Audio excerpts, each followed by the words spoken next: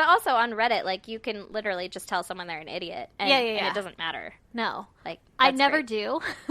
I never, like, write it out to them. I really don't either. I just downvote them. Oh, that's how you get them? Yeah. You're a downvoter. Yeah, Facebook needs a thumbs down. Yeah, they do. But, like, anonymously. They just, like, 10 people fucking thought this sucked. Yeah, so that people would start to realize, like, oh, nobody likes my fucking shit.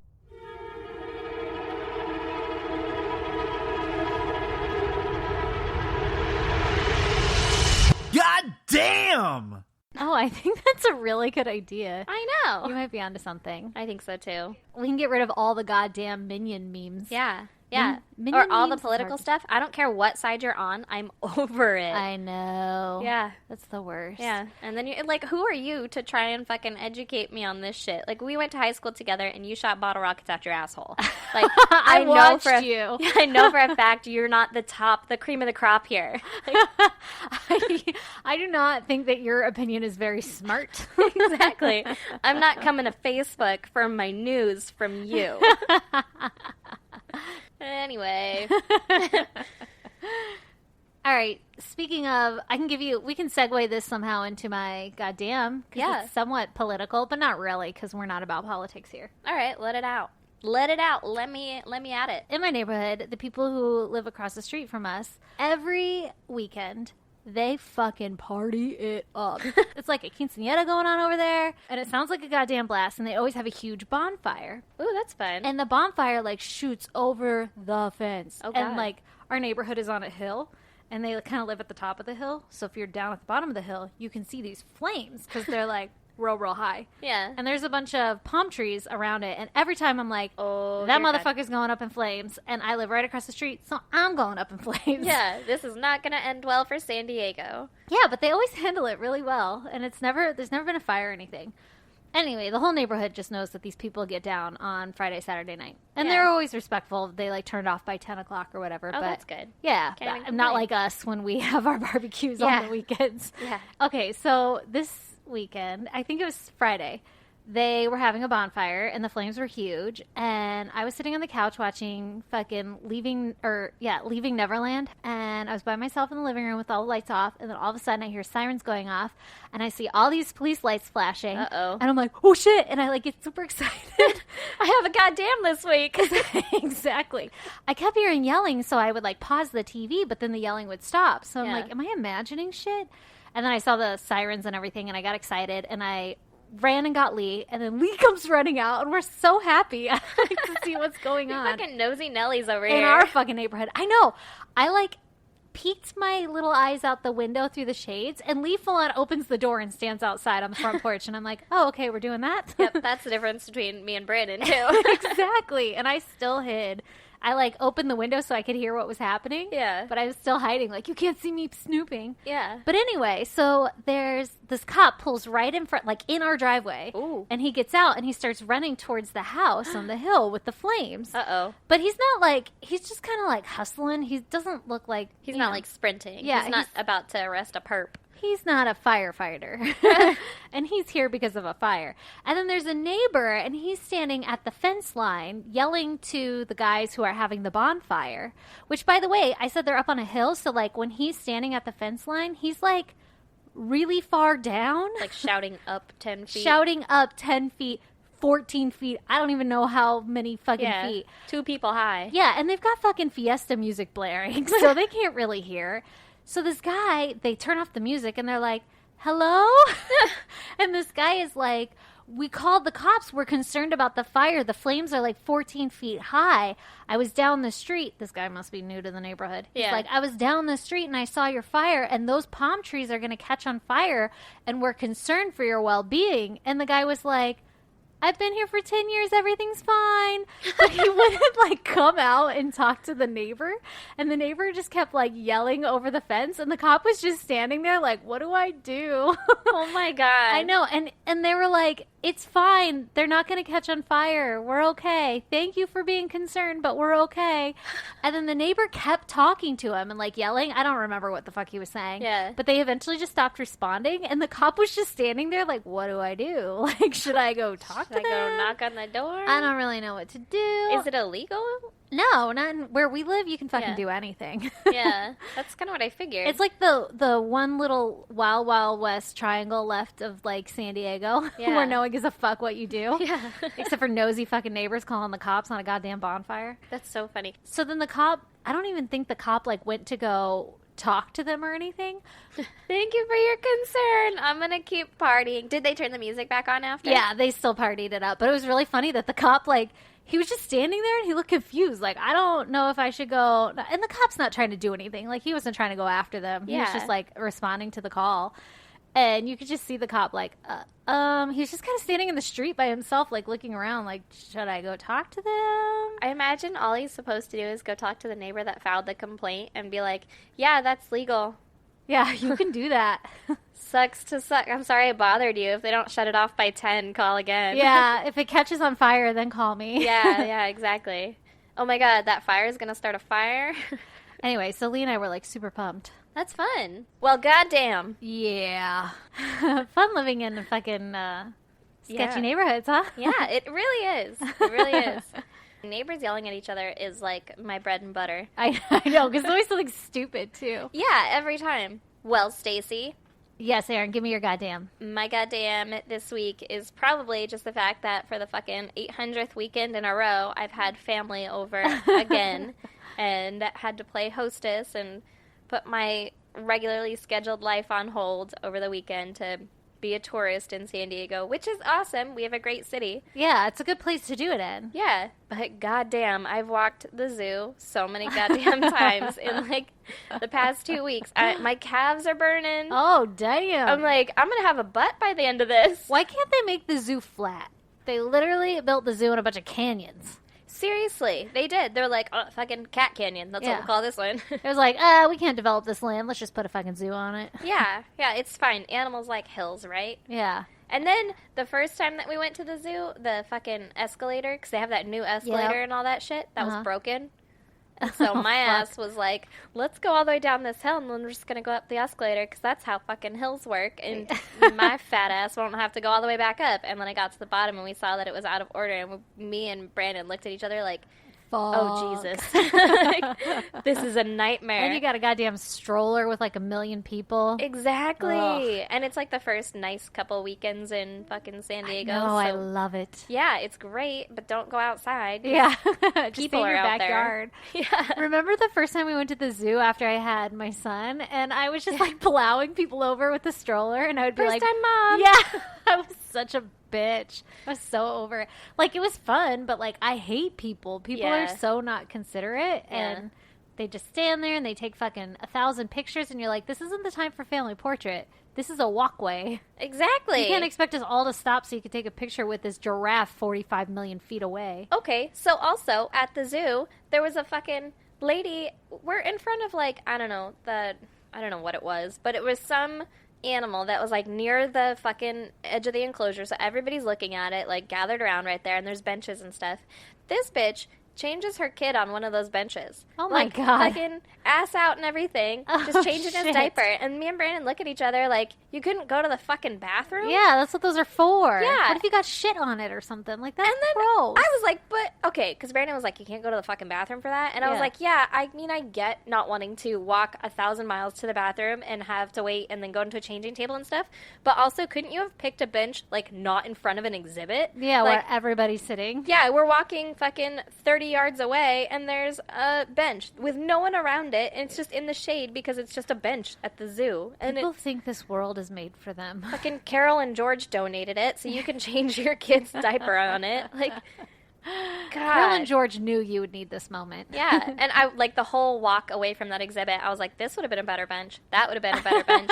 Look, a wall that you could fit him on. Like any other place would have been better than directly in front of the fucking hippos or whatever it was. Yeah, whatever you guys are looking at. And a bunch of strangers just saw your kid's junk. Like Yeah, I that's get that it weird. doesn't really matter because he's a baby, but at the same still. time, like he was like a toddler, Oh, and I saw your kid's junk. Yeah, Like I don't want to see your kid's junk. yeah. No, with my son, one of the last times we went to the zoo, I had to change him, and there wasn't a bathroom anywhere nearby, but we have one of those strollers that you can, like, pull back and lay him down. So I Yeah. just did it in that. Yeah, which And- is fine, yeah, too. no one's And gonna also, look. you pull away so that you're not Yeah. like, directly in the middle of Like, everyone. ooh, the gorillas, let me just do it here. Yeah, I bet this gorilla wants to see what my kid's taint looks like.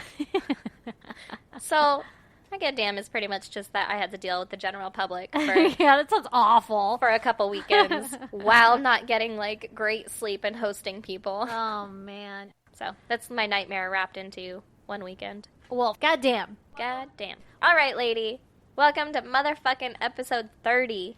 Oh, my God. Episode 30, another milestone. It is a milestone. God, these are flying by. It's almost as old as us. Almost. I was like, I'm not 30 anymore. I'm not. No, you're not. Ugh, Shit flies by. so sad. I know.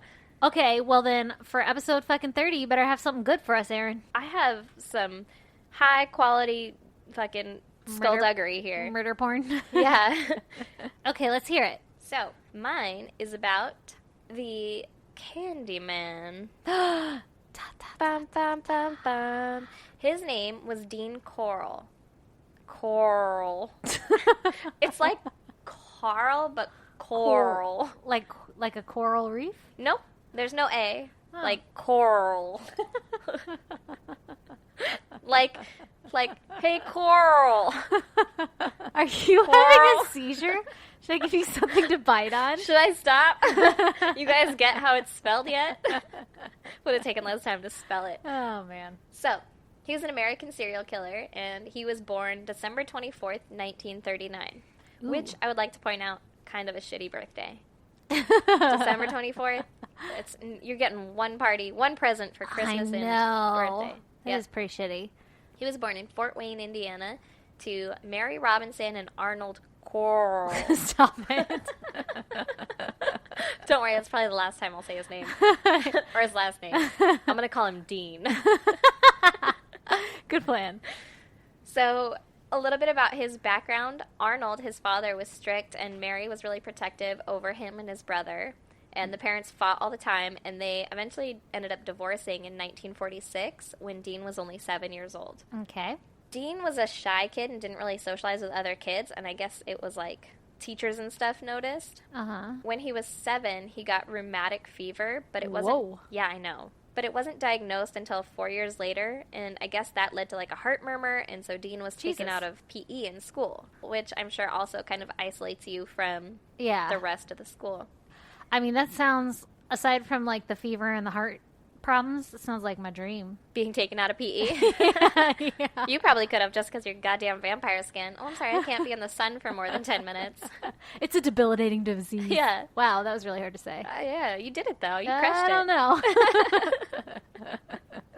So Dean's parents decided to give it another go, and they got remarried in 1950. Okay, that sounds like a terrible idea. Yeah, and so then they got divorced again in 1953 because it was a terrible idea. Dean's mom, Mary, remarried a traveling clock salesman. Oh, yes. Yes. Want to buy a clock? Hey kid, want to buy a clock? And they moved to another place in Texas. Okay. So then Mary had a baby girl named Joyce in 1955, and a pecan nut salesman convinced the family... Stop it. Yeah. Stop it. I will not. He convinced Okay. the family to start a candy company. What kind of salesman are you? I'm a pecan nut salesman. Oh, I sell pecan nuts. Not just any nut, only the pecan. Yeah, at first I was like, he's a pecan salesman. And then I was like, well, it says pecan nut salesman. Like, maybe there's a difference between pecans and pecan nuts. I don't think there is. No, a pecan is a nut. Yeah. It's my favorite kind of nut. a pecan, But I would never just buy a bag of nuts from a salesman.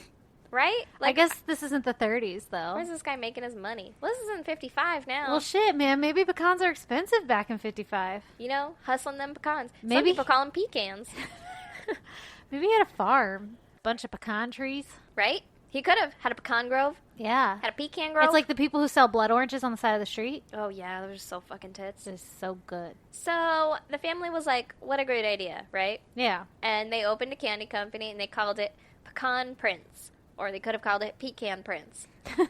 Well, I wonder what the prince mean. I don't know. Maybe Like prince as in the Prince of Persia, or Yeah. like prince? Oh, I was thinking prince as in like, let me print like this for you. footprints. Oh. No, it's Prince, as in, like, the little man with a crown. Jesus Christ. All right, now that we got that very integral detail of the story ironed out, Hope you guys are following along. now it makes sense. Pecan Prince. Oh, Yeah, that's he's a little cute. pecan prince. Yeah. So then Dean worked in the store full-time while he was still attending school. And apparently he did pretty all right in school and got decent grades. Yeah. But he was still considered, like, a loner, and he allegedly had a girlfriend or two throughout high school. Ooh, allegedly. A girlfriend or two. Yeah. Legend has it. Legend has it. So then, after high school, his mom asked him to go live with his widowed grandmother to take care of her. Well, Jesus Christ, just what every person after high school wants to go do. Seriously, what are you, like, 19? Go take Yeah. care of this old woman. But he was like, yeah, for sure, Mom. Well, he Got sounds like you. a standout citizen. Yeah. Now. Yeah, he was. God damn it, Carl. He's like, I love pecans. So then, during this time, which was like 1962, he dated a girl for a while, and she ended up proposing to him. Oh. Yeah. I like it. Yeah, very progressive of her. Yeah. But he was like, nah. Nah, bitch. No, thank you.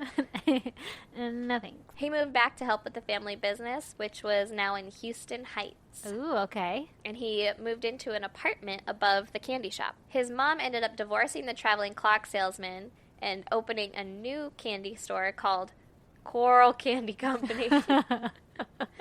And Dean was the vice president of it. Okay. So, a little bit of a side note, has absolutely nothing to do with the story. Sounds like our MO. Yeah, the first Pecan Prince, Uh-huh. his stepdad was still running that, and then the Coral Candy Company, they were now running that, and they were like fucking fiercely competitive. Was it like the left and right Twix? Yeah, exactly. Exactly. Pecans like- over there, pecans over here. Or pecans. Oh, over that's right. here. They had pecans, they have pecans. So then in 1963, one of the teenage boys that worked in the candy shop complained to Mary, Dean's mom, that Dean had made sexual advances toward him. And so Ooh. fucking Mary, being the protective mom that she is, was like, oh my God, and fired the little boy. Damn. Oh no, he didn't. Not my baby. Not my baby. So then in 1964, Dean was drafted into the U.S. Army, and he hated it and requested a hardship discharge to help in his family business and was granted an honorable discharge after serving only 10 months. Oh, shit. Okay. During this time in the Army, he realized he was gay and had his first homosexual encounters. All right. So then the company relocated to across the street from an elementary school, and Dean was known by the kids to give free candy, especially to the teenage boys. Interesting. Yeah. So then in 1967, Dean made friends Uh-huh. with a 12-year-old boy named David Brooks. He was a sixth grader with glasses that Dean often gave free candy to. And a bunch of teenage boys would usually hang out at the candy shop for free candy, and they'd hang out with Dean. What the fuck? Yeah, and David became one of the, like, regular guys. Uh-huh. David would also go with Dean and other boys to the beach in South Texas. Oh, shit. Which- They're all like, he's got a car. Yeah, as a mother, Yeah. No, hell no, you can't go. no. So then Dean would also give David money whenever he asked, and David viewed him as like a father figure. Uh-huh. Eventually, Dean convinced David to let him trade blowies for cash and gifts. Stop it. Just like how casually that came out. Like, Dean performed the blowies on Oh my David. God, ew. Yeah, and he Not was that like, it helps. It's not good either way, but... No, it's not. But So he gave him money to give him a blowy? yeah, Dean gave David money so that Dean could give David blowies. It's like a tongue twister. It is. So then David's parents were divorced, and his mom moved about 85 miles away. And whenever David went back to stay with his dad in Houston, he would also go see Dean and would stay at Dean's house. Okay. Not weird at all. No, terrible idea. He's like, I get money for a blowy. Yeah, I'll right? stay the night there. This is fine. Yeah. So then he moved back to Houston that same year and still considered Dean's house as like his second home. Oh, wow. Yeah. So then the candy company closed in 1968 and Dean became an electrician. Oh, weird segue. Yeah. And now this is where things start to get a little fucky. Uh-huh. David walked in on Dean sexually assaulting two teenage boys who he had tied to his four-poster bed. Dean promised David a car if he didn't tell anyone, and David was like, all right. Oh, shit. Dean bought David a green 1969 Chevy Corvette. Oh, shit. This was in fucking, I think, 71? No, Ooh. 1970. Damn, that's a brand new Corvette. Yeah, brand new fucking Corvette. But that's a good bribe. That's a real good Where's bribe. he getting all the money from, though? Electricians make that much money? I guess. Well, he did just have a company. Yeah, he had a candy company. Yeah. So then Dean later told David that the two boys had been killed. And Ugh. yeah, apparently David wasn't like extremely off-put by this, didn't run away screaming. And so Dean offered David $200 for every young man he would lure to Dean's apartment. Oh, no. So he admitted to killing them? Yep. To David? Yep. And David was just like, Crazy. wow, you're going to pay me to keep me quiet? David was just like, that's crazy, man. And he's like, you want to make some money? Oh, Bring me my little boys. God. This poor little boy. Right? So his first victim was thought to be an 18-year-old named Jeffrey Conan, who was hitchhiking with his friend when he was dropped off at an intersection near Dean's house. Mm-hmm. He ended up going missing on September 25th, 1970, and Dean is thought to have offered the young man a ride. Oh, shit.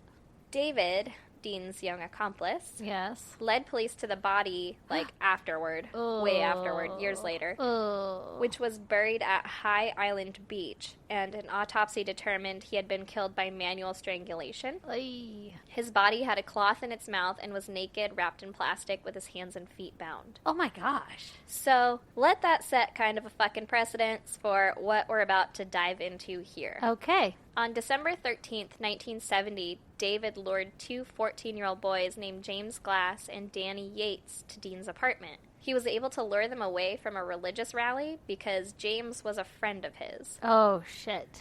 Both boys were tied to opposite ends of a torture board that Dean had constructed. What? They were raped, strangled, and buried in a boat shed that Dean was renting. Wait a minute. Because this is like before Google. How the fuck does somebody know how to make a torture board? Well, it was constructed out of plywood. It was 8 foot by 3 foot and had like ropes and handcuffs attached to the corners. Ay. Yeah, fucked up. So then on January 31st, 1971, David and Dean were driving around together and they saw two teenage brothers named Donald and Jerry Waldrop. Uh-huh. They had been dropped off by their dad at a friend's house. When they discovered that he wasn't home, they started to walk home. Okay. Dean offered them a ride, and the boys accepted it. They were taken to Dean's apartment, where they were raped, tortured, strangled, Ay, and ay. buried in the boat shed. Oh, my gosh. How big is this boat shed? Fucking right? Just It's wait. big enough for a boat. I guess, yeah. Also, buried in it, I guess if it was dirt ground. Yeah, I could see that. We've had some sheds in our day that just go right to the ground. Yeah. So then on March 9th, 15-year-old Randall Harvey was last seen biking towards work as a gas station attendant, and David probably offered the young man a ride, but instead took him to Dean's apartment, where he was ultimately killed with a gunshot wound to the head and buried in the boat shed. Oh, my God. Yeah. Fucking, this guy's insane, right? Oh, my gosh. David is turning into a little creeper, too. Yeah. So then on May 29th, 1971, two young men were abducted and killed. David apparently had a hand in bringing the boys to Dean's apartment, but we don't know the actual specifics. Mm-hmm. Their names were David Hilligiest, Mm-hmm. who was 13, and Gregory Malley Winkle, who was 16. God. This is kind of his MO, Like, as we will see. is the neighborhood not like, these teenage boys keep going missing? Actually, they were, and I will tell you about that in 2 seconds. Okay. On August 17th, 1971, Dean and David were together again when they saw David's friend Reuben Watson Haney, who was 17 years old, walking home from the movies, and David persuaded his friend to come with them to a party at Dean's house. Mm-hmm. Reuben agreed. It's not a party, good. Don't go. Yeah, it's not a good party. Reuben agreed and was strangled and buried in the boat shed. Shit. So we have all this information from David's confession to his part in all of this. Uh-huh. He said that around the same time as Reuben, he had also assisted Dean in abducting two other young men who were subsequently murdered and buried in the boat shed. Jesus Christ. He didn't know who they were, and they haven't been identified, but he said that one of them was kept alive for at least 4 days before Oh my being God. murdered. No. Yeah. So, like you said, obviously the parents around the town were freaking the fuck out Yeah. about their missing kids. So sometimes before killing them, Dean would have the kids write letters to their parents No. to throw them off and make them believe that they were all right, Ugh. and to buy some time before they sounded the alarm. Oh my gosh. Like, don't worry about me. Just Yeah. staying over at Teddy's house. Exactly. Ugh. So the parents of two of the children in particular peppered the town with flyers of their missing children, and some local youth were helping to pass out the flyers. Oh, God. One of the helpers was a kid named Elmer Wayne Henley. He was a friend of one of the missing boys. Oh, no. Now, let me tell you a little bit about Elmer. Okay, let's hear about Elmer. Elmer was apparently lured to Dean's apartment by David, but instead of killing him, Dean decided he would make a good accomplice. Oh, my gosh. And so he gave Elmer the same offer he gave David, which was $200 for every young man that he'd bring him. Okay. He told Elmer that he was involved in a white slavery ring, and so that's Oh, where the kids were shit. going. That's not really what's happening. No. And Elmer, for a couple of months, was like, no, fuck this guy, right? I'm not doing that. Oh, my God. And he didn't say... What's crazy is, like, you're looking for your missing friend, and then you run into find this out guy. where they go. Yeah. Yeah, you run into this guy, like, oh, maybe that's what happened to my friend. Right? You didn't put those two together? Oh, no, Elmer. So he wasn't having it for a while, and then he eventually broke down because his family needed money. And so he's Yeah. like, well, that's a quick way to make some Oh, good yeah. cash. And so Elmer and Dean were driving around, and they saw a young man at the corner and asked him to come party and smoke pot with them at Dean's house. Don't do it, guys. The little boy accepted, and once they got to the apartment, Dean and Elmer had practiced like a little fucking act that they were Aw. going to perform in order to cuff the boy. Oh, my God. It's like a magic act? Kind of. Legit, yeah. So Elmer cuffed his own hands behind his back and then freed himself using a hidden key in his back pocket. Oh, my God. And then he told the kid to try it. Oh, God. And so then I'm pretty sure I would have fallen for that as a kid. Me too. So then this kid cuffed himself with his hands behind his back, and Dean was like, great, thanks, and then bound and gagged him. Oh, my God. Elmer left him alone with Dean, thinking he was going to be sold into sex slavery. The boy's identity isn't known for certain, but he's believed to be 17-year-old Willard Branch, Oh, man. whose emasculated body was found buried in the boat shed. Ugh.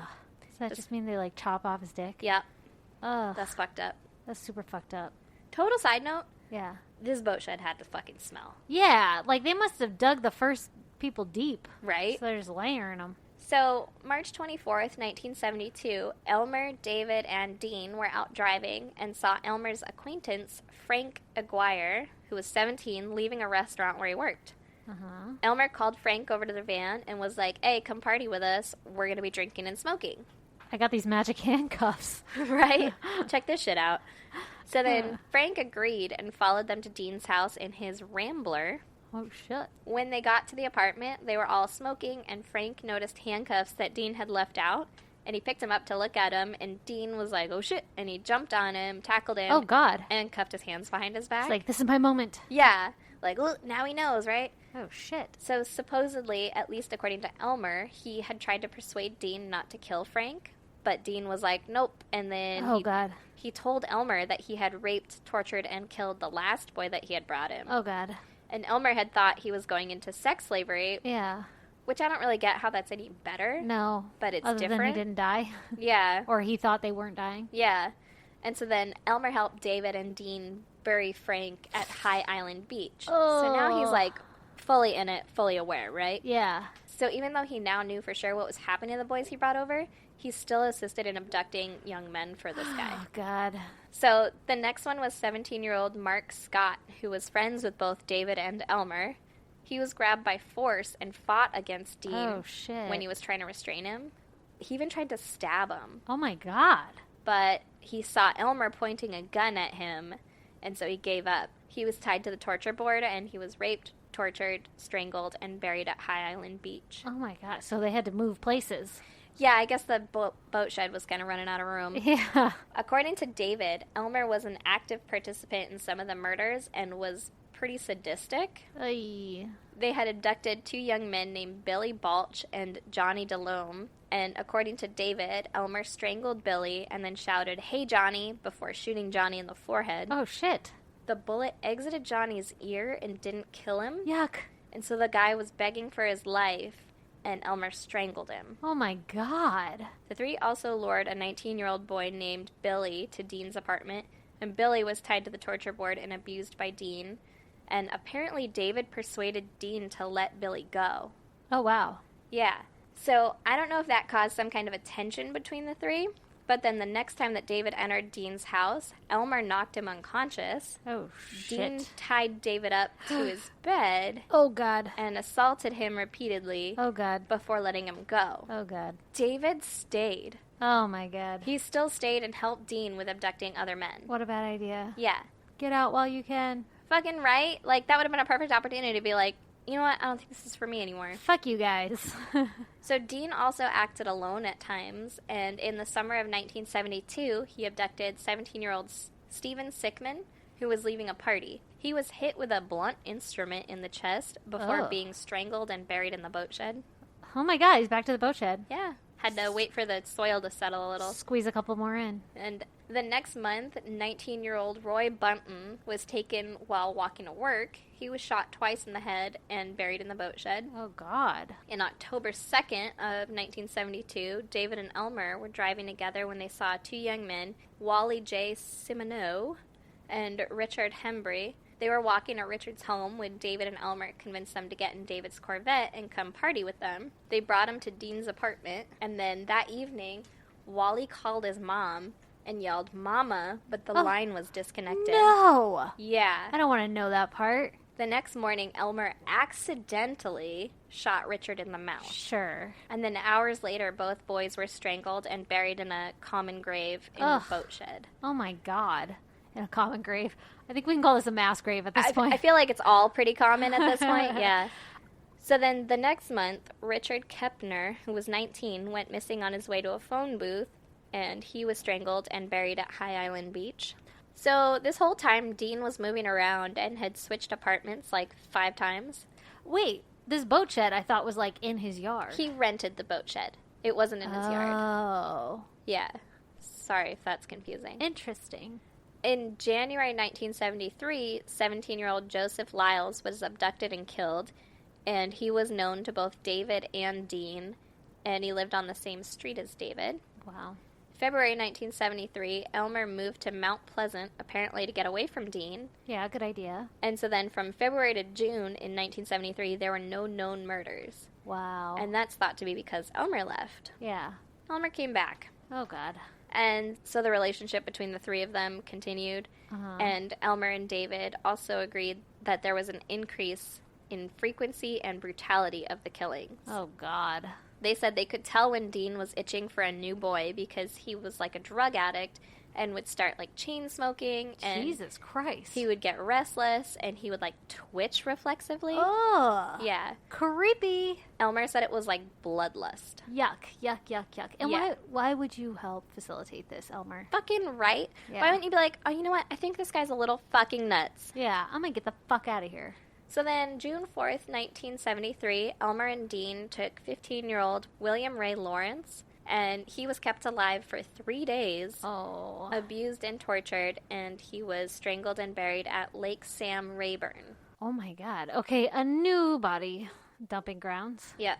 Not even 2 weeks later, 20-year-old Raymond Stanley Blackburn was abducted, strangled, and buried at the same lake. July 6, 1973, Elmer started taking driving classes, and he met 15-year-old Homer Luis Garcia. The next day, Homer called home to tell his mom that he was going to stay the night at his friend's house, and he was shot and left to bleed to death in Dean's tub. Jesus. He was buried at Lake Sam Rayburn. 5 days later, my God. 17-year-old John Sellers was abducted, bound, shot, and buried at High Island Beach. So now, back to the other beach. How many fucking, like, what is the body count at? I don't know what it's at right now, but it ends with 28 confirmed. Jesus Christ. Yeah. So then in July 1973, David married his pregnant girlfriend. So then Elmer was Dean's only accomplice. Uh-huh. Elmer assisted in the abduction and murder of 3 young men who were 15-year-old Michael Balch, who was strangled and buried at Lake Sam Rayburn, and the other 2 were Charles Cobble and Marty Ray Jones. Elmer buried both of them himself in the boat shed. This is like a lot of work. I know I always Dude. say this, especially about yours, because yours always involve like a shit ton of murders. I know, a shit ton of murders and a shit ton of work, like the Yeah. dismemberment of that one. Yeah. Yeah, and like the boat shed wasn't on his property, and neither are these beaches and lakes, you know? Exactly. Like, god damn. So, August 3rd, 1973, a 13-year-old boy named James Stanton Dramala was taken by David, who was apparently back in business now, and Dean. Okay. And they picked him up with the promise of giving him empty glass bottles to turn into recycle. And James was Joy. tied to the torture board, raped, tortured, and strangled with a cord. Jesus. I promise, guys, it doesn't get better, but you'll get justice. Good. A little bit. On August 7th, 1973, Elmer brought Timothy Cordell Curley to Dean's house to party, and they were sniffing paint and drinking, and then around midnight, they went to go buy sandwiches. Nothing like a wild night of sniffing paint. Right? Who actually does that? And now let's get sandwiches. Yeah. I guess you get hungry? I don't know. Like, why not just stick with known drugs like pot? So they went back to Elmer's house after the sandwiches, and when Elmer... It's the silliest snack. I don't know why it's making me giggle. I was confused as to why in 1973 there were sound shops open at midnight. Like, doesn't that sound like they wouldn't be? Yeah, I don't think there's sandwich shop opens now. Exactly. That was hard to say. You know what I mean. You got it. Like Denny's? I You can guess. get a sandwich there. I wouldn't recommend it. Not like Jersey Mike's, though. They're closed. No. Yeah. So they went back to Elmer's house after the sandwiches, and then when Elmer got out of the vehicle, a 15-year-old neighbor named Rhonda Williams, who was actually a friend of Elmer, she was outside and had just been beaten by her drunk dad. Oh, God. And so Elmer invited her to go with them back to Dean's house to stay the night until her dad sobered up, and geez. she agreed. Mm-hmm. They got back to Dean's house at about 3 a.m., and Dean was fucking pissed. Like, this isn't a boy. Yeah, he was pissed that Elmer had brought a girl into his house. Oh, shit. Especially because Timothy, the other boy with them, was supposed to be Dean's next target. Oh, God. So then Dean told Elmer that he had ruined everything. Oh, shit. But Elmer kind of explained the situation, like, she just got beat by her dad, blah, blah, blah, right? Yeah. And so Dean calmed down. Have a heart. Yeah. So then they all smoked pot and drank beer, and Elmer and Timothy were still sniffing paint, Oh, my God. and the 3 kids passed out. Uh-huh. Elmer woke up to his hands being handcuffed behind his back. Oh, shit. His mouth was taped shut, and his ankles were bound. Rhonda and Timothy were beside him, both bound and gagged as well, Oh, God. and Timothy was naked. Oh, God. When Dean realized that Elmer was awake, he ungagged him, and they started arguing about the state of affairs. That's what I wrote. They started arguing about, like, why the fuck he was tied This up. And scenario, everything. yeah. And Dean said he was still pissed about Elmer bringing a girl to his house. Uh-huh. And Dean was yelling at him, I'm going to kill you. Oh, shit. I'm going to kill you all, but Oh, first I'm going shit. to have my fun. Ew. Yeah. I bet Elmer's shitting himself right about now. Right? Because he knows what's fucking happening, right? Yeah. So then he kicked Rhonda in the chest a bunch of times. Oh. Because he's a dick. Yeah. As if that wasn't obvious. Yeah. He's not a dig enough for everything Yeah. else he's done. So then Dean dragged Elmer into the kitchen and held a gun to his stomach, threatening to shoot him. Oh, God. Elmer calmed Dean down by promising to help torture and murder the other 2. And so Dean untied him, Oh, my brought the God. other 2 into his bedroom, Oh, my and God. tied them to opposite sides of the torture board. Oh, God. Dean ordered Elmer to cut away Rhonda's clothes, and he said that he was going to rape and kill Timothy and wanted Elmer to do the same to Rhonda. Oh, God. At this point, Timothy and Rhonda wake up, and Timothy was, like, trying to yell, but he had his gag. Yeah. And Elmer had taken Rhonda's gag out of her mouth, and so she was asking, is this for real? Oh, my God. And Elmer said yes. So she asked, are you going to do anything about it? And so then Elmer asked Dean if he could take Rhonda into another room. I assumed to be like, hey, man, let's get out of here, right? Yeah. But Dean ignored him, and so Elmer grabbed Dean's gun and was like, you've gone far enough. Oh, shit. I can't have you kill all my friends. And Oh, my God. Dean was like, fucking do it. And was moving towards Elmer and, like, trying to call his bluff and yelling, you won't do it, you won't do it. Oh, my God. So Elmer shot Dean in the forehead, Oh, my God. but it didn't go through his skull. Ew, what? So he kept coming at him. It's a 22. I know all the What? gun fanatics out there are like, that has no stopping power. But at the same time, it's a 22. Like, it's still a fucking gun. Oh, God. So he's still coming at him, right? Oh, this is a terrible idea. You just made him mad. Elmer shot 2 more times, hitting him in the shoulder. Oh, and my God. Dean ran out of the room, and Elmer shot 3 more times into Dean's back. And Oh, my he God. died in the hallway outside the room. What? Yeah. All you had to do this whole time was get a girl involved? Yeah, Fucking right? Elmer. And then he'd fucking come at him. So then Elmer said, looking back, the main thought on his mind after killing Dean was of how proud Dean would be and how What? quickly he reacted to the confrontation. What the fuck? Because Dean was like trying to train him to react quick and Ew. great. Ew. He said, react fast and greatly. And that's what he did.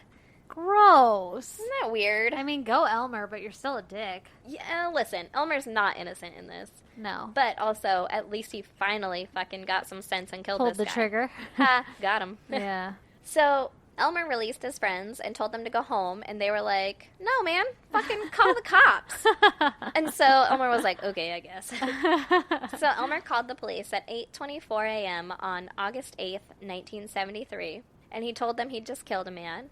And when the three of them were waiting on the police, they were outside on the porch, and Elmer told Rhonda he had killed 4 or 5 times before. He said, like, I've done that 4 or 5 times before. Oh my god. He also told Timothy that if you weren't my friend, I could have gotten $200 for you. Fucking up, right? asshole. Yeah. So then Elmer told the police everything. He said he killed Dean in self-defense, and Rhonda and Timothy, their statements corroborated that.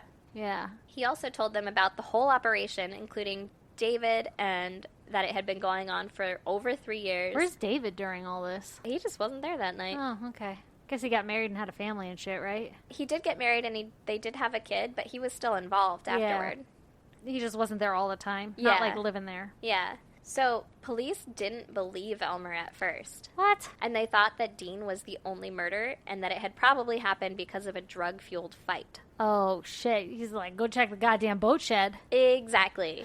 So Elmer was pretty insistent and started naming off some of the boys that they had killed, and the police recognized some of the names belonging to missing boys. Oh, my God. Also, the entire bedroom floor was covered in plastic sheeting, Ugh. and there was a torture board. Yeah, come check in this house real quick, guys. Yeah, and there was rope and handcuffs and other murder paraphernalia, like motors with loose wires, Ugh. and I wrote dildos. That's not murder paraphernalia, but I mean, in this case, it was assault paraphernalia. Yeah. Yeah. So Dean's van was also pretty murdery. Uh-huh. I'm sure. Yeah, a van, right? Weird. Yeah. The back windows were sealed with curtains. There was rope, rugs, a wooden crate with air holes drilled in the sides. Oh, good. There was a pegboard in the back of the van that was rigged up with rings and hooks. Jesus. There was another people crate in the backyard. Ew. And there were strands of human hair Oh. found caught in the holes. No. So police dug up the boat shed on Yeah. August 8th and found 8 bodies, Oh, God. horribly tortured. Oh. I'm not going to go into the specifics because I fucking got sick. Oh. So David turned himself in and denied having any participation in the murders, because at this point it got out like that this had all happened and that Yeah. Elmer had named him, right? Yeah, yeah. And so he was like, yo, I knew the guy, but I didn't have anything to do with it. Yeah, sure. He admitted that he knew Dean had raped and killed 2 young men in 1970, though. Like, that's all that he would admit to. Okay, uh-huh. In Elmer's written statement, he admitted to having personally killed about 9 young men Oh and my assisting Dean in strangling others. Jesus. He also implicated David, saying that only 3 murders were committed without David being present, and those were when he was getting married. Wow. Yeah. Damn. So then Elmer took the police to Lake Sam Rayburn, and they found 2 more bodies. And there was also a lakeside log cabin owned by Dean that an additional torture board was found inside. Jesus Christ. They returned to the boat shed the next day and found 9 more bodies. Many Oh were my found God. with genital mutilation. So this is like the grossest part that I'm going to say. There's grosser shit that happened, and if you want those details, I'm not going to tell you them. But one of them had the severed genitalia found in a sealed plastic bag beside his body. Ew. Isn't that gross? That's weird. So then David gave a full confession that evening, because now you're like, all right, there's fucking more bodies, right? Yeah, yeah. Okay, maybe I was involved. Yeah, so he admitted to being present during many of the murders, but still denied any participation. Uh-huh. So they had the testimony of Rhonda and Timothy and Billy Rittinger, who David had convinced Dean to let go. Remember that guy? Yeah, yeah, yeah. So the jury indicted Elmer on 6 charges of murder and David on 4. Okay. And there was supposed to be a psychiatric evaluation on Elmer to see if he could stand trial, but his lawyer said it would violate his constitutional rights. what? Yeah. I would have been like, fucking do the test, because worst case scenario, you don't have to stand trial. Yeah. But whatever. So the boys were tried separately. Elmer was tried in San Antonio in July 1974, and after deliberating for 92 minutes, they found Elmer guilty of all 6 murders he was charged with. Probably the easiest fucking trial to... Yeah. They had a lot of evidence and a lot of bodies. Yeah. And Elmer was, like, open about all of it. Yeah, like, no, this happened. If you were to believe him, which, I mean, he's implicating himself a lot, so I think you would. Yeah. So Elmer was sentenced to 99 years for each, for a total of 594 years. Jesus Christ. Elmer appealed and won What? because the trial shouldn't have been in San Antonio for some reason. Okay. The retrial ended with the same results, though. Oh my god, what a waste of fucking time. Yeah, exactly. So then David was tried in February 1975 for only the murder of the 15-year-old William Ray Lawrence. He was found guilty and sentenced to life. Oh my god, this guy got away with literally a bunch of murders. Yeah, he did, but he's still sentenced to life. Yeah, but still. Yeah, the family doesn't get that, justification. Yeah. Admit to it, you little dick. Yeah, exactly. So in total, there were at least 28 victims, but most likely more. Jesus Christ. And that's what ruined my motherfucking day. God damn. Yeah. Wow. Yeah. Isn't that crazy? That's creepy. I was like, started reading it, and I was like, oh, this is a good one. So then I started, like, researching it and actually typing up my shit and everything before I had read through all of it. And I was like, holy shit, It dude. goes on forever. There's so many. So what was his, like, span of murdering spree? 1970 to 1973. So Oh just my 3 God. years. He was real fucking quick about it. Jesus, that's like a murder every few months. Yeah. At least. Yeah. Jesus And at the Christ. end there, he was doing it, like, 5 days, 7 days. Oh my Like, gosh. a week apart. So when they, like, found all those bodies, a lot of them had to be, like, pretty decomposed then. Yeah. And they still found signs of torture? Yeah.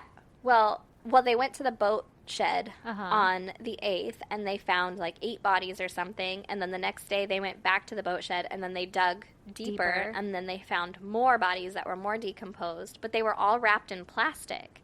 So they were Kind of preserved? kind of preserved, yeah. Ew. So one of the worst things that I read, and I really didn't want to say it, but now I really want to tell you because it's fucking in my brain. Oh, God, you're going to give us some of the details? Yeah. There were glass tubes found in some of the boys' urethras that were shattered. What the fuck? What the fuck? Why is that a thing? I don't know, Who but would it's do like that? the most awful thing I can think of. Was that, like, obviously their form of torture? Yeah. Yeah. Yeah. Isn't that gross? That Don't you just freaks feel so bad for these little boys? me out. Yuck. Yeah. Oh, my God. And the boys had, like, broken ribs. Oy. I mean, some of them were shot, some of them were strangled. They had, like, cloth in their mouth, like they were still gagged. They were pretty fucking grossly It was tortured. obvious that they were tortured. Yeah. Even if they were decomposing. Yeah. Oh, God. Isn't that awful? That's terrible. You're welcome. Thanks. Well, god damn. God damn. All right, give me your story, Okay, my story, Stacy. Aaron, is about Mitchell Carlton Sims, All right. also known as the human ashtray.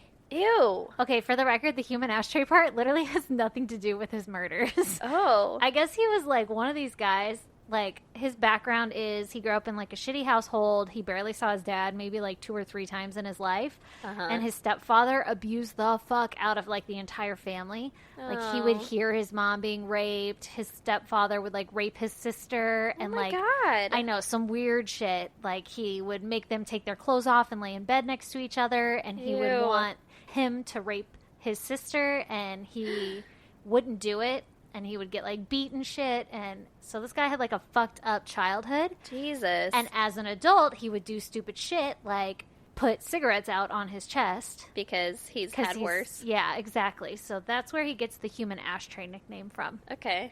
But it has nothing to do with his murders. Is he 50 Shades? Oh, God. No.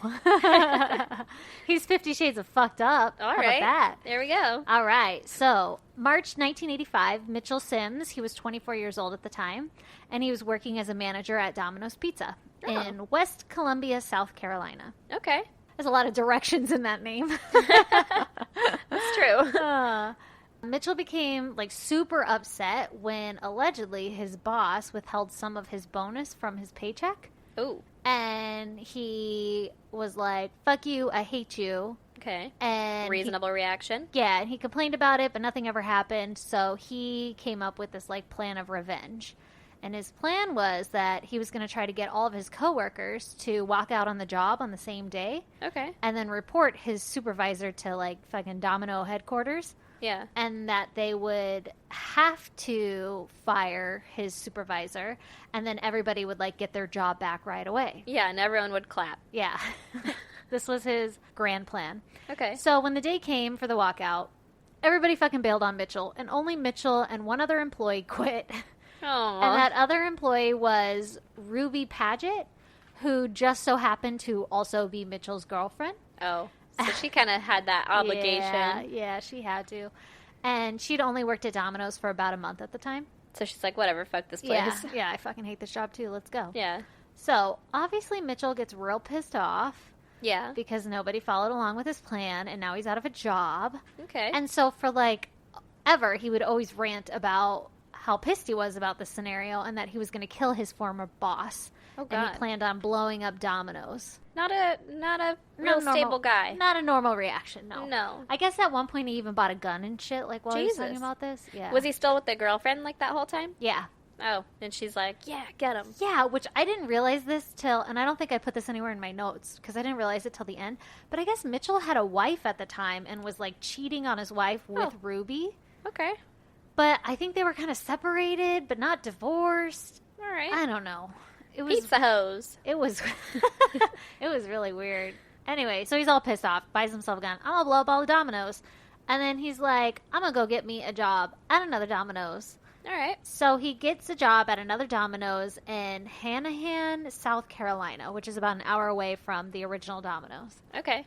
And on December 3rd of 1985, Mitchell went into his work with a handgun, and he decided to rob the place that he Oh. fucking worked at. Most people that you work with would recognize you. Yeah, not a good plan, right? No. Well, he had a gun, so I guess his plan was that he was going to take two of his coworkers, Mm-hmm. Gary Melky and Christopher Zare. They were both 24 years old, and they were enlisted in the Navy, and I guess they worked at Domino's as well. Yeah. And they were working that night when Mitchell went to rob the place. Yeah. So Mitchell's like, I'm going to take them hostage. Great. And he does so, and he takes all of the money in the register, and then he made the men get on their knees, and he fired a single bullet into Christopher's head. What and, the fuck? Yeah, and then shot Gary 4 times in the head, like execution style. Oh my god. All just to rob the goddamn Domino's. Now that's murder. Yeah, this just escalated quickly. Jesus. So Mitchell then, like, flees the scene, like, fuck, I gotta get out of here. Yeah. And somehow Gary, the guy who got shot 4 times in the head, he wasn't fucking dead. What? Yeah, and so he crawls to his car and drives to the nearest police station, which is about Wait a minute. 3 blocks He away. wasn't dead enough to drive? Yeah. Jesus. Isn't that crazy? To see and stuff? And he drove. He didn't call anyone. He drove. Maybe he was like, his first instinct was like to get the fuck out of there. Yeah, And maybe. then he was like, let me go to the police. So That's fucking insane. Yeah, right? So he drives 3 blocks away to the police station. He drags himself into the lobby of the station. Oh And the my police God. are like, what the fuck just happened? And he tells them, hey, this coworker of ours, he like names Mitchell, Mhm. just came in and shot me and my friend Christopher, who are working today. So like, go fucking help Christopher also. Yeah. So the police rush to the Domino's to go help Christopher Yeah. and like give him medical attention, and they call an ambulance and shit. Yeah. And they find Chris laying on the floor in a pool of blood with his hands tied behind his back with a telephone cord. And he was alive at the time, but then he died shortly thereafter. What? And I think he also named Mitchell as the shooter. Wait a minute. So he wasn't tied up before. No, he was tied up. I forgot to mention that. Actually, the guy who went into the police station also was had bounds on his hand, like he had gotten out of them, but they were still okay. tied to his wrist. Okay. So Christopher at Domino's was also still tied up and in a pool of blood, and he was still responsive, but he died shortly thereafter. No. Yeah. Okay. I thought like the guy came back. I was like, I'm just that'd gonna tie him up. creepier. Yeah. I was like, good thing he got out. Yeah, good thing he didn't just call the cops. Okay, so in the hospital, Gary was being treated for the 4 gunshot wounds, and he had to have a metal casing removed from his tongue from one of the Ooh, bullets. What the fuck? Ugh. And he was able to identify Mitchell as the person who had attacked him, and the police rushed to Mitchell's house to go arrest him. Good. Because, because that's what police do. Yeah, get him. Yeah. Boys in blue. When they arrive, they obviously find that Mitchell is not home. Oh, weird. And then Gary ends up dying 5 days later of a heart attack while he's being treated for his wounds. Oh my god. So he survived 4 fucking gunshot wounds to his head, and then he died of a heart attack. At least he was able to name his killer. Yeah, Like, that's so true. that's not a lot, but yeah, at least it's something. Yeah. for sure. So Mitchell and his girlfriend Ruby, they like go on the run, and they run away to Hold the phone. yeah. Ruby's like, Let's okay, do this shit. Yeah, just fucking on board. yeah. God damn. They don't really mention much of her involvement in Planning what just or anything? happened, Yeah. but yeah. Wow. She gets involved. Okay. So then they run away to Fucking Glendale. ride or die, bitch. Yeah, she's not fucking around for like just a side bitch, huh? Yeah. So they run away to Glendale, California, where they were hiding out in a hotel. Okay. And on December 8th, so this is 5 days later, Okay. the day fucking Gary dies. Yeah. So December 8th, Mitchell and Ruby go into a Domino's that's close to the hotel that they were like hiding out at. Oh no. And they ask the assistant manager, Croy Sprinoff, for directions to a local drugstore. Okay. So then the following day, the couple are seen at a local Sears store, and they're buying socks, underwear, a clothesline, and a knife. Okay. And I guess a sales clerk had overheard Ruby say to Mitchell, "Relax, we'll be leaving the store shortly." So I don't know if he was like, I mean, it sounds like every guy who's shopping. right. I just need to get the fuck out of here. And you're like, hold up, I need to get my socks. I need fresh undies. Yeah, yeah. Maybe Let me- he was concerned with like being recognized, and she's like, just fucking chill. Probably. That's probably the scenario. So then that night, so this is the day after the Domino's manager gives them directions to a drugstore. Yeah. That night, Mitchell called the local Domino's store and ordered a pizza to be delivered to room 205 of the Regalage Motel. Okay. That's the motel they were hiding out at. So the motel was only like a 3-minute drive from the Domino's store. Mm-hmm. And that night, 3 men were on shift at Domino's. It was Croy Sprinoff, the guy who gave the directions to Mitchell the day before, Mm-hmm. and then 2 delivery drivers, Edward Sykam and 21-year-old John Harrigan. Okay. So, at 11:26 p.m., John Harrigan gets into his Toyota truck and delivers the pizza to the hotel room. 11:26. Yeah, it's a late night. Yeah. How long are they open? I don't fucking know. How late are normal pizza places open? Well, probably midnight. Yeah. So it's like the end of their shift. Yeah. Still, I feel like it's like fucked up. It's like over 10 minutes to close, and you go into a restaurant. You know. That's the worst time to get murdered. Exactly. Spoiler alert. You're about to be off. Oh yeah. Spoiler alert. No shit. Okay, so John gets to the hotel room and he knocks on the door. And when he does, Mitchell and Ruby force the delivery man inside the room and they shove him on the floor. Okay. I don't know if you know this, but my husband still works at Domino's occasionally. Yeah, This I is know. scary. I know. I was thinking of that when I was writing this. I'm like, Erin's going to hate this fucking story. Yeah, I don't like this. Okay, so it doesn't get better. Oh, good. Thank you. They took off his shirt and they gagged him with a washcloth. Like he was wearing his work shirt and they Yeah. took his work shirt off. And they gagged him with a washcloth and like tied a sock around that. Like shoved the washcloth in his mouth and then tied a sock around his head to hold it like a gag. Yeah. And then they put a pillowcase over his head. Oh my god. And they hogtied him with a rope and wrapped it around his neck, like that kind of hogtie. Jesus. Yeah. And then they filled the bathtub full of water What the fuck? and they put him face down in the tub. Why? And as he struggled to get out of the tub, the rope tightened around his neck and it slowly strangled him as he was drowning. Is that not the worst fucking way? What the fuck? I like how you're all sweet and you're like, I'm not going to share these terrible details. I know, these awful details. And I'm like, I just researched every fucking detail. That's so sick. Yeah. Yeah. It takes some fucked up people to figure that shit out. Why? Like, Delivery how do you- drivers have like $20 on them tops. I know. And how do you even think of that? Well, this wasn't even about money so much as it was like, well, I guess they were stealing money, but it was like his hatred for Domino's. Yeah, but this poor fucking delivery driver has nothing to do with that. Nothing to do with it. He's That's a like dick. taking it out on your waitress. Mitch is a dick. Yeah. Oh my right? god. Okay, so obviously this kills John. And once John is dead, Mitchell put on John's Domino's t-shirt. Oh, God. And Ruby and him got into John's truck and drove to the Domino's. What the fuck? Yeah. At 11:45, so this is like 20 minutes later, after John had left the store, the couple stormed back into the Domino's where Croy and Edward are working, the other two Domino's workers. Okay. So Mitchell forces Croy and Edward into the back office. Like, they come and they're like, Yeah. stick them up. And then they push him into the back office. And Croy warns Mitchell that there's a third delivery driver that's due to come back to the store. And he's talking about John. Yeah. And when he returns, they're going to be busted. Like, hey, man, there's another man coming here. You're not going to get away with this shit. And at this time, Mitchell then takes off his sweater, which had been covering up John's Domino's employee t-shirt. Oh, my God. And it has John's name tag on it. And Mitchell says, no, I don't think so. That's so fucking psychotic. Creepy. Like, you fucking planned that shit out. Like, voila! Yeah. Like, the, thanks the for asking that question. fucking dramatic reveal. Jesus Christ. So, Mitchell then corners the two workers and points a gun at them and instructs Ruby to start looking for money. Yeah. But to be careful about fingerprints as she does so.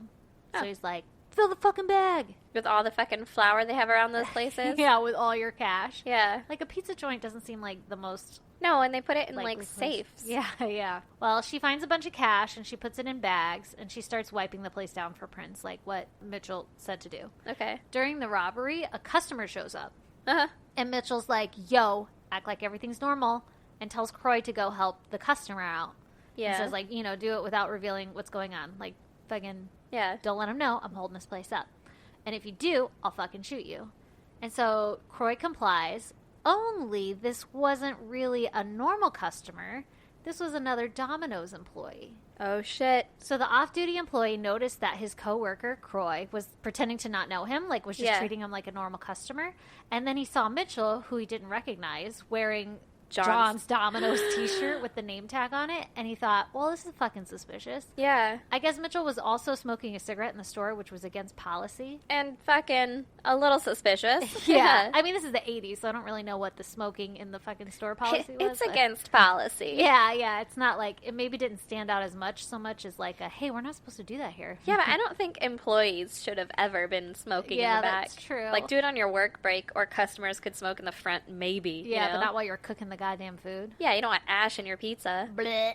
Okay, so the guy notices all this, and he's like, that's fucking weird. And while he's in the store, a customer calls, and Mitchell answers the phone.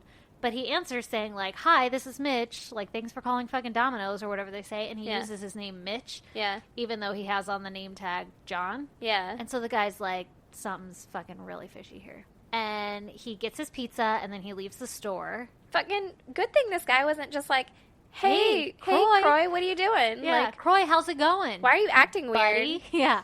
You know me. What is this? Are you trying to send me a sign? You're crazy, man. Like, right? jeez. Like, good fucking friend, man. Yeah. So while all this shit's going on, Mitchell and Ruby take the two employees, like, literally hostage. Like, once the customer leaves, the quote-unquote customer leaves, they take Croy and Edward hostage, and they tie their hands behind their backs, and then they lead the employees into the walk-in freezer. Okay. And they proceed to tie them up in a way where their hands are tied behind their backs, and the rope is, like, strung through some racks that were in the freezer. And then Mitchell pulled down on the rope so it would, like, painfully hoist the men's arms up behind their back. Yeah. And then he tied that other end of the rope around their necks.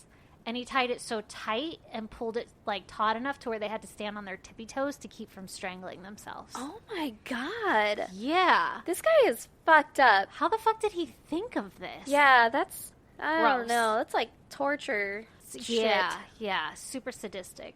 Like, I didn't really kill them. I just put them in a scenario where they're probably going to die. Yeah, where they're gonna kill themselves, technically. Ugh. And, like, the hog tie, same thing. Yeah. Ugh. That's fucking awful. Yep. So Mitchell asks the men, like, when is somebody going to come back and open the freezer? And they say, like, the next shift is 11 in the morning. Like, we're the last shift, right? Yeah. So it'll be 11 in the morning. And Mitchell replies with something along the lines of, like, good, I'll be in San Francisco by then. Like, Oh my that's God. long enough before anybody's going to find you. So So he Croy, fully expected these men to die because Yes. you wouldn't say that to someone yeah, like, haha, I'm going to be down the street at the fucking Yeah, exactly. Holiday Inn. exactly. Here's my address. Yeah, come find me. Yeah. If you get out of this, I'll give you a prize. So Croy then asks about John and like what happened to him. And Mitchell replied that he was tied up at the hotel and he'd be found after the people found their bodies in the freezer. So like they're not going to find him till after you guys, and he's tied up at the hotel. Like some ominous fucking reply. Well, and considering the way that they're tied up, Yeah. yeah. Yep. Okay, so now it is 12:15 a.m. So it's been like another 30 minutes since they've gotten there. Yeah. And Mitchell and Ruby flee the scene, and they leave Croy and Edward tied up in the freezer. While they're in the freezer, one of the men decide that they should try to knock over some of the boxes nearby so that they can stand on them to relieve the tension on the rope around their neck. Yeah. And so they're like kicking around, trying to knock it over, and they actually get one of them somehow knocks some of the crates over.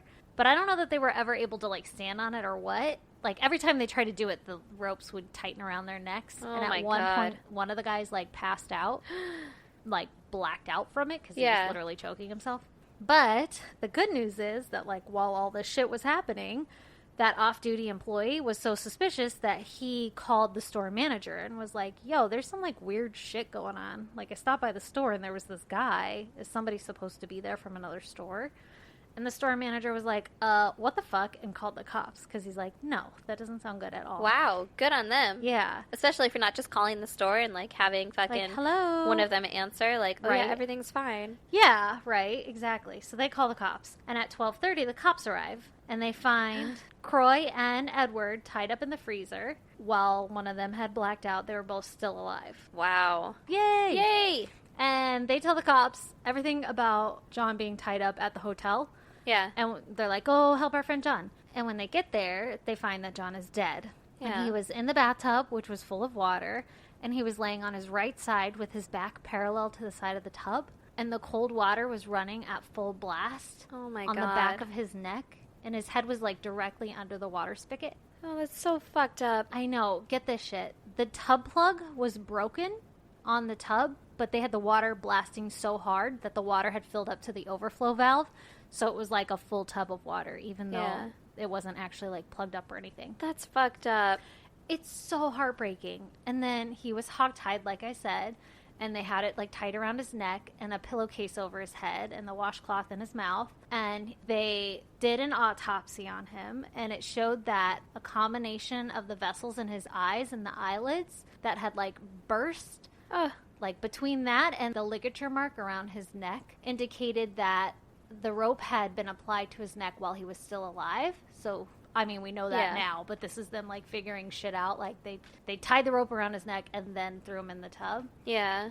And John also had like a white frothy substance in his bronchial tubes, showing that he had also inhaled some of the water when he was put in the tub, indicating that he was alive when he was submerged in the Oh tub. my God. And his official cause of death was drowning. That's so So fucked he like up. couldn't breathe. He could barely breathe. And then whatever he could breathe was fucking water because he was underwater. Oh my God. That's like the worst. That's my nightmare. Yeah, Oh that's my the God. worst. So none of John's belongings, like his wallet or money or anything, were in the hotel room. And the phone lines in the room had been cut, which I thought was really fucking weird. Maybe they're like in case they get out. Yeah, I don't know. It's super fucking weird. But the whole room had been wiped clean of fingerprints, but Mitchell's prints were found on the inside of a toilet paper roll. Ah, interesting. As Who touches well- it on the inside? I don't know. Maybe he was changing it. No man changes the toilet paper roll. Yeah, though. get out of here with Especially that. at a hotel. Exactly. That's someone else's job. And you're not there long enough to change a toilet paper roll. No. Maybe he had a lot of Dominoes, so he was shitting a lot. Could have been. That pan pizza, I'll get ya. Oh, man, the grease. Yeah. Anyway, so another thing that had his fingerprints on it was there was a phone book, and it was flipped open to the page for pizza, and it had his fingerprints on it. Like pointing at Domino's. Here's a clue. Aha! See here, a clue. Pizza, Domino's. We Ugh. have our man. Okay, so the rope that was used to tie up both of the employees in the freezer as well as John was the same rope that was bought at Sears the day before, and the knots were like identical. So, hello, Yeah. Mitchell did it. Connection. Yeah. On December 25th, fucking Christmas Day in Las Vegas. Oh my this God. is like weeks later, by the way. It takes this fucking long. Yeah. In Las Vegas, Mitchell and Ruby were arrested thanks to an anonymous tip. So they were on the fucking run for a little while. Holy shit. And they went to Vegas. Where would you go? Somewhere where, I don't know, somewhere where like not people are going to see me. Yeah, I guess somewhere with less people. But you could Yeah. also blend in Vegas, I feel like. True. But Vegas seems like an expensive place to run away and hide at. Not if you just knocked over some dominoes. Got money to burn. All that pizza money. Yeah. So when the police raided their hotel room, they found a gun hidden in the mattress, along with some newspaper clippings of the attack in Glendale. Jesus. And Wait, why'd they leave the gun under the mattress? I don't fucking know. Who's not moving guns? Well, I think they were in the hotel room when they raided it. Like, the cops came in. And in Vegas. Yeah. Okay. In Vegas, the cops came in and they were like, open up, it's the police. And, like, Mitchell and Ruby Like, willingly... shove the gun under there. Well, yeah, or maybe they kept it there. I don't really know. Yeah. But they willingly opened the door. They didn't, like, fight the police or anything. They Oh, were wow. like, you got us. And then they found those newspaper clippings as well as a torn page from the Las Vegas Yellow Pages for Domino's Pizzas. Like, Jesus Christ. They were going to do this shit again. Oh my God. Like, this is a huge vendetta you have against Domino's. Seriously. And you're taking it out on the wrong people. Yeah, these people are just trying to get by, man. Yeah. The police also found John's truck, so the delivery driver that was drowned in the tub. They Yeah. found his truck in Las Vegas somewhere. I think it was like in a parking lot. I wrote the desert, but all of fucking Las Vegas is the desert. That's true. And that had his Domino shirt in it with his name tag, and it was about 20 miles from the hotel where Mitchell and Ruby were apprehended. Oh my God. Yeah, you're not very good at hiding your murder shit either, like your No. evidence. No. Ruby was found guilty of John's murder and sentenced to life without parole. Ruby was. Ruby was. Interesting. Yeah, because that's the only one that she was around for. I don't think Okay. she was around for the first two. Yeah. And then Mitchell was found guilty of all three murders. So the two guys in his original Domino's that he worked at, and Yeah. then John, the delivery driver, and sentenced to death in California and South Carolina. Wow. And he's sitting on death row in California today. God damn. He got a bunch of other shit too for like tying people up and torturing them and everything. Can you imagine hating a company so much that you're willing to take it out on fucking random employees? Right? Well, and this guy wasn't fucking on his rocker as it was. Like, No, he had a obviously. fucking rough-ass childhood. They even, like, used his childhood as, like, a reason in his trial as to why all this shit happened. Yeah. And Ruby used the excuse that she was, like, under his control because he was so abusive and stuff. Yeah. But everybody was just like, hey, fuck both of you. Yeah, for sure. Sorry, you willingly participated in this shit. You could have run off at Any point. a moment's notice or Yeah. whatever. Like, which I get that some people get stuck in abusive relationships and they can't. Yeah. But find a way, dude. Jesus, yeah. You're like, killing murder. people at that point. That is not the way. Well, goddamn. Yeah. We had some motherfucking doozies today. Crazy. Yeah. Yeah, on that lovely note, everybody, send us more listener suggestions, even though we didn't do any listener suggestions this round, but send us some more at our email, ISGD. Jesus Christ. What Struggling. Stacey's trying to say is send us some listener recommendations at isgdpodcast@gmail.com. I like how you said it really slow. Because I had to think about it. You got me know. got me questioning it. I know. Follow us on social media. We're on Instagram, Twitter, and Facebook at ISGD Podcast. You can also snail mail us at P.O. Box 2764, Spring Valley, California 91979. That's right. Subscribe, rate, and review. We love those fucking reviews. Yes, we do. Also, hopefully soon-ish, we'll have a Patreon, right? Yeah. Look for it in a week. Yeah. It's a fucking coming. Yeah, we'll put it all over our social media and shit. Oh, Yeah. and also, if you want to see pictures relating to our cases that we just talked about, go to isgdpodcast.com. Do that. .com. .com. Anyway, we love you guys. Thank you so much for listening. Bye. Later. And if you're all caught up on our podcast, stay tuned for a promo from Suck My Fanfic podcast. Hey there, I'm Alex. And I'm Ryan. And we are the host of Suck My Fanfic, a weekly literary review of fan fiction. Let's Be Real, guys. We all, whether it was once on a rainy night by ourselves or in a big group of friends, have all read fan fiction. Or maybe over the shoulder of the person next to you on a bus. Perhaps. It doesn't matter where, but we've all done it. We are here to cut through the smut and give every fan fiction their fair shake. Because there's a lot of good creatives out there, and you might not know it. It might be the person sitting next to you right now. Might be your best friend. Your bank teller. Could be you, who knows? Whoa. Join us each week as we Tackle a new fandom talk about some stories and make a couple of jokes along the way. You can find us on Fireside FM, iTunes, Spotify, YouTube, and don't forget to follow us on Twitter. Thanks.